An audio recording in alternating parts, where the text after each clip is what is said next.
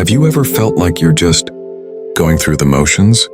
Living a life that's safe, predictable, but quietly unfulfilling? Today, we're talking about that cozy little bubble we all build around ourselves. Our comfort zone. It feels safe, right? But what if I told you that very safety might actually be holding you back from the most amazing parts of your life? We're going to explore how that familiar place can become your biggest enemy. And I'll share a story that just might inspire you to step out. Stick around, because by the end of this, you'll understand why stepping into the unknown isn't something to fear, but something to actively seek out, and how that simple shift can change everything for you.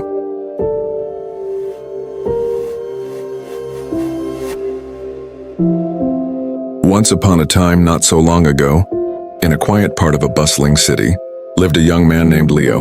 Leo was 28, and his life was a perfectly smooth, predictable line. Every morning he'd wake up at the same time, make the same coffee, and walk the same path to his job as an accountant. His evenings were a mirror image, dinner at his favorite familiar spot, or a quiet night in with the same TV shows. Leo liked routine. He believed in safety. New things felt unnecessary. Why? Try a new restaurant when your favorite already serves exactly what you like? Why learn a new skill when your current ones pay the bills just fine? He had a good apartment, good friends, and nothing really bad ever happened. But deep down, there was this quiet hum of something missing, a feeling that life somehow felt smaller than it should. One afternoon, Leo decided to browse an old bookshop. He passed every day but had never actually entered. Inside, the air smelled of old paper and quiet wisdom. Behind the counter sat a woman with kind eyes and a mischievous smile, probably in her 70s. Her name was Clara. Leo bought a book, a classic he'd already read, for comfort.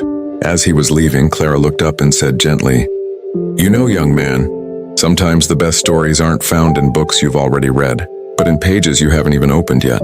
Leo paused. He didn't know what to say. "Tell me," she continued, "what's one thing you've always wanted to try but haven't?"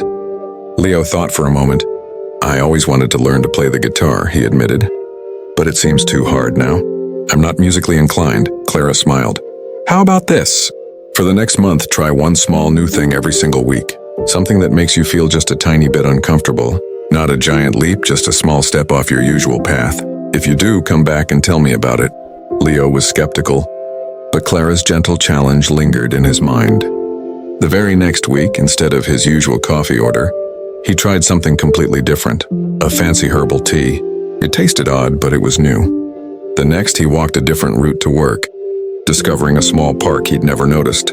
He even started looking up online guitar lessons, just for fun, and tried to learn a few chords. Each step felt a little awkward, a little silly, but also a little thrilling. He tried a new cuisine, went to a local art exhibit, even struck up a conversation with a stranger on a bench. There were moments of discomfort, sure. The tea was too bitter.